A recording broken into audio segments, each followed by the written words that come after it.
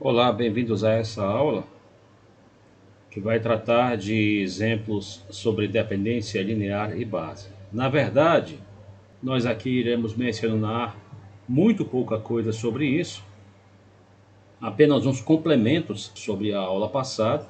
Daremos aqui a definição de dimensão e faremos uma observação importante sobre coordenadas de vetores.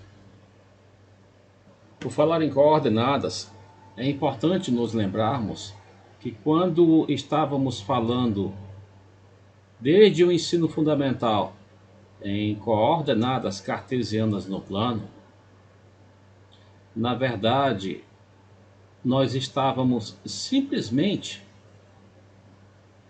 tomando as coordenadas de, digamos, um vetor em função dos versores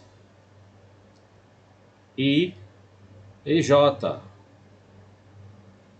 Só que, evidentemente, ninguém fazia menção a isso. O mesmo ocorre no espaço tridimensional, aquilo que nós estamos chamando de R3.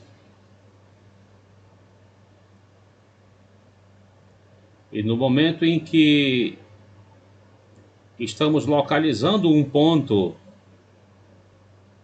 no espaço, nesse sistema de coordenadas cartesianas ortogonais, o que na verdade nós estamos fazendo, dado um ponto P, de coordenadas, digamos, A, B e C no espaço, na verdade o que nós estamos fazendo é expressando este vetor ou este segmento orientado aí da figura em função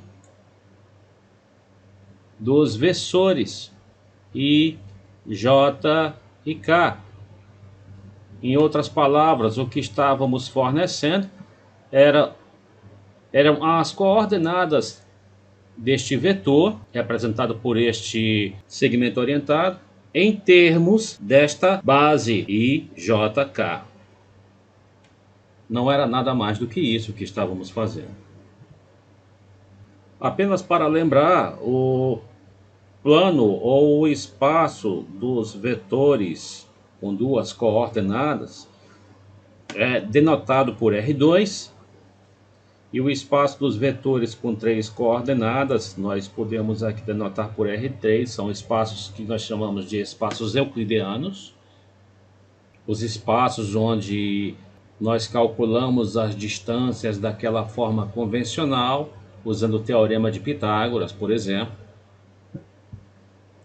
e onde nós comumente localizamos um ponto ou um vetor, caso se queira falar assim, através dessas coordenadas cartesianas ortogonais.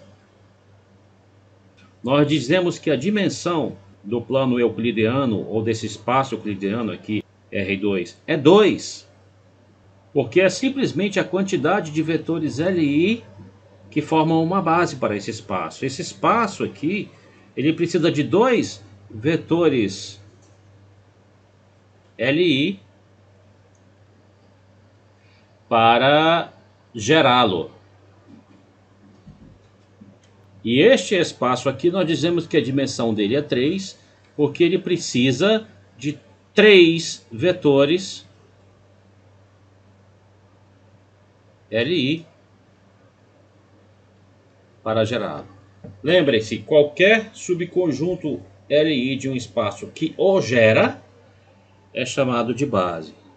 Dimensão de um espaço é simplesmente a quantidade de elementos de uma qualquer de suas bases. Aqui nós estamos fundamentando essa definição em um resultado que nós não provaremos, nem precisamos provar agora. A quantidade de elementos de uma base para um espaço é invariante,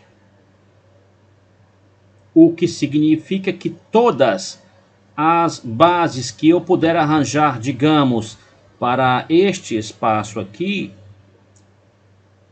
com certeza terão dois elementos. Todas as bases que eu puder arranjar para este outro espaço aqui, com certeza terão 3 elementos. Dito isto, nós vamos passar a dois exemplos extremamente simples. E são os únicos que nós veremos aqui nesta aula. O primeiro, que eu vou chamar de E1, seria tão somente o seguinte: imagine que você tem um vetor menos 2 e 0, evidentemente um vetor do R2. Você sabe que o conjunto unitário composto tão somente por este vetor é um conjunto linearmente independente, em particular porque este vetor aqui é não nulo, e é só um vetor. Mas nós fomos informados também de que qualquer base para o R2 deverá ter dois elementos. Na verdade, deverá ter dois elementos linearmente independentes. Então, de que forma eu arranjaria um vetor V, que juntamente com este U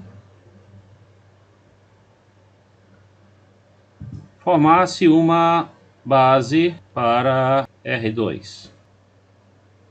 Em R2 a coisa é muito simples, basta lembrar que quando dois vetores não são paralelos, eles formam um conjunto linearmente independente. E nós sabemos também que no plano, dois vetores linearmente independentes formam uma base para R2.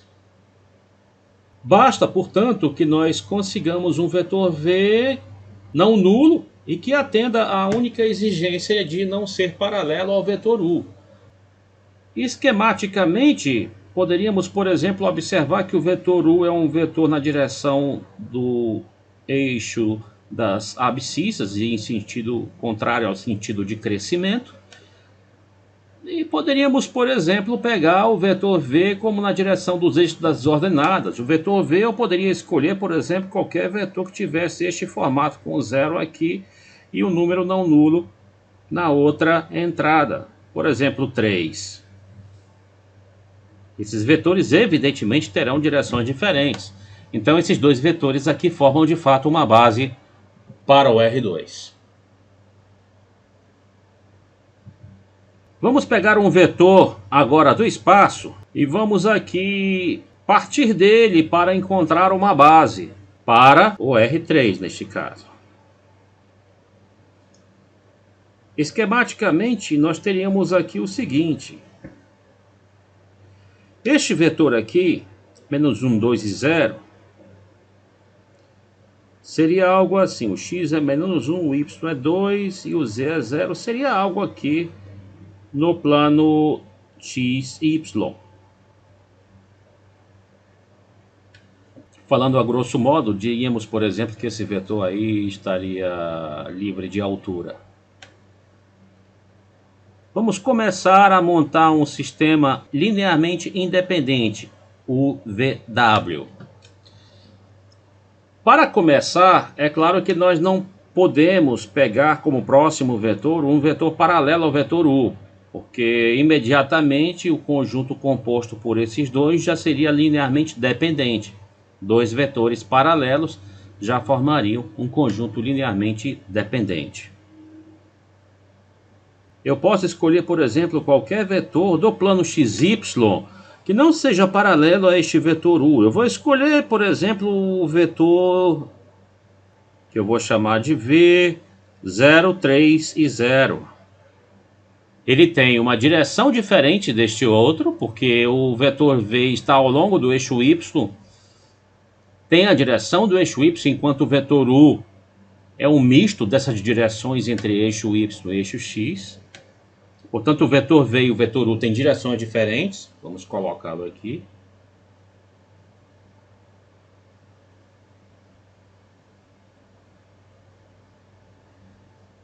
E até aí eles formam, esses dois, um conjunto linearmente independente. Por outro lado, no espaço, em R3, este conjunto com dois vetores, mesmo sendo linearmente independente, ainda é insuficiente para gerar este espaço. Portanto, ainda seria insuficiente para dizermos que ele seria uma base. Vamos juntar mais um outro vetor. Qualquer vetor, reparem, eu vou colocar de outra cor aqui, qualquer vetor que possua uma altura não nula serviria aos nossos propósitos. Eu vou tomar aqui um vetor bem simples, do tipo 1, 1 e 1. Só esta comparação aqui indica que apenas este último vetor é dotado de, digamos, uma altura. Ele, digamos, escapa do plano XY. Então esses três vetores aqui com certeza são não coplanares. Este vetor azul, por exemplo, que é o vetor W, ele não está no plano determinado por U e V. E como nós sabemos que no espaço euclidiano R3, três vetores não coplanares formam uma base para esse espaço, então temos aí, por exemplo, uma base. O que é mais importante que eu gostaria que se percebesse aqui é a grande liberdade que nós temos de conseguir construir muitas bases diferentes para um mesmo espaço. O que se manterá constante aí, entretanto, é a quantidade de vetores de uma base qualquer para um mesmo espaço. É um teorema importantíssimo que diz que duas bases quaisquer para um mesmo espaço vetorial de dimensão finita possuem a mesma quantidade de elementos. Nós vamos então somente nos valer desse teorema. Por fim, nós vamos fazer uma observação acerca de coordenadas ortogonais de vetores. Vamos coincidir as origens dos representantes de dois vetores U e V. O vetor U identificado com o ponto XU, YU, e o vetor V identificado com o ponto XV, YV. Eu vou chamar de θ o ângulo formado por esses dois vetores. Vamos observar que se eu somar o vetor U com este vetor azul aqui, que eu vou chamar de W, eu vou obter o vetor V. Lembrem-se, ligando o início do primeiro ao final do último, você obtém o vetor soma. Algebricamente, o que eu tenho aqui é que se eu somar o vetor U com o vetor W, eu obtenho o vetor V. Das propriedades operatórias de vetores, nós obtemos que o vetor W é o vetor V menos o vetor U. Nós estamos interessados aqui na norma do vetor W, no tamanho desse vetor, que é, portanto, o tamanho do vetor V menos U. Nós sabemos calcular isso. Basta lembrarmos quem é o vetor V menos U, cálculo este, que é bem simples, como nós sabemos. Aqui nós operamos nas abscissas, XV menos XU, e operamos nas ordenadas, YV menos YU. Então a norma desse vetor V menos U, como a norma de qualquer vetor, nós já sabemos calcular, é a raiz quadrada de uma soma de quadrados. Que soma de quadrados? O quadrado da primeira coordenada deste vetor V menos U, mais o quadrado da segunda coordenada deste vetor V menos U. Por outro lado, e aqui eu quero lembrar que você pode ver sobre isto neste próprio canal, eu tenho uma aula sobre isso. A lei dos cossenos em um triângulo qualquer nos diz o seguinte. Vamos chamar de A, B e seus comprimentos dos lados desse triângulo. A lei dos cossenos em um triângulo qualquer, ela nos diz que o quadrado de um lado a soma dos quadrados dos outros dois, menos 2 vezes o produto desses dois pelo cosseno do ângulo entre eles. A2 igual a B2 mais C2 menos 2BC vezes o cosseno de θ.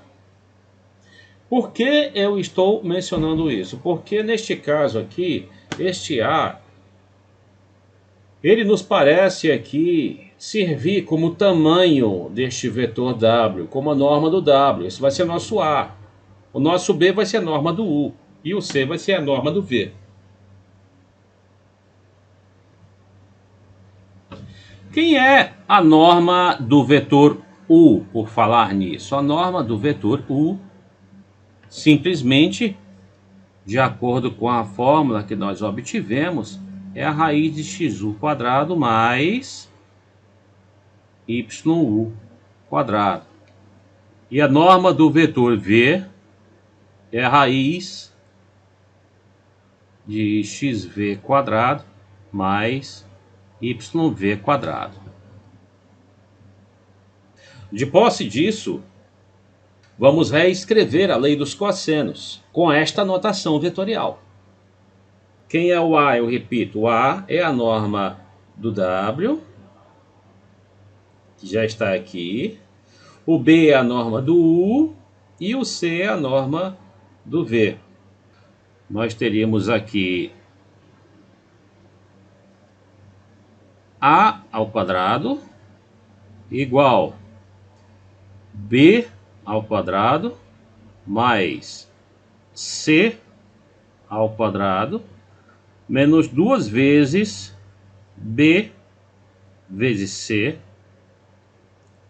vezes o cosseno do ângulo entre os dois vetores. Isso aqui eu vou deixar quieto. Eu vou me preocupar tão somente com essas outras duas coisas. Desta relação, eu obtenho o seguinte: 2 vezes norma de U, norma de V, cosseno θ, igual norma de U quadrado mais norma de V quadrado menos o quadrado da norma de V menos U. E agora é simples, porque nós temos essa e essa. O quadrado da norma de U era xu quadrado mais YU quadrado. O quadrado da norma de V, xv quadrado mais YV quadrado.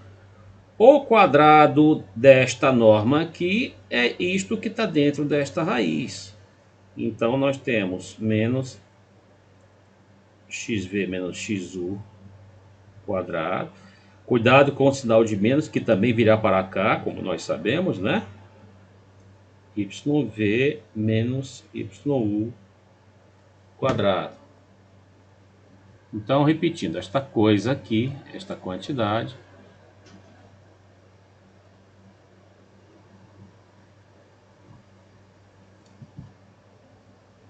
será xu quadrado mais YU quadrado mais xv quadrado mais YV quadrado menos algo trabalhoso, porém simples. Isso aqui é um produto notável, né? Quadrado do primeiro menos 2 vezes o primeiro pelo segundo mais o quadrado do segundo.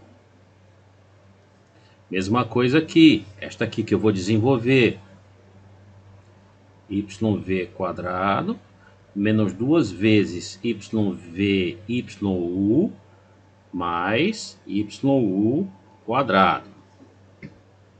Se tomarmos cuidado aqui com os sinais, não vai haver possibilidade de erro.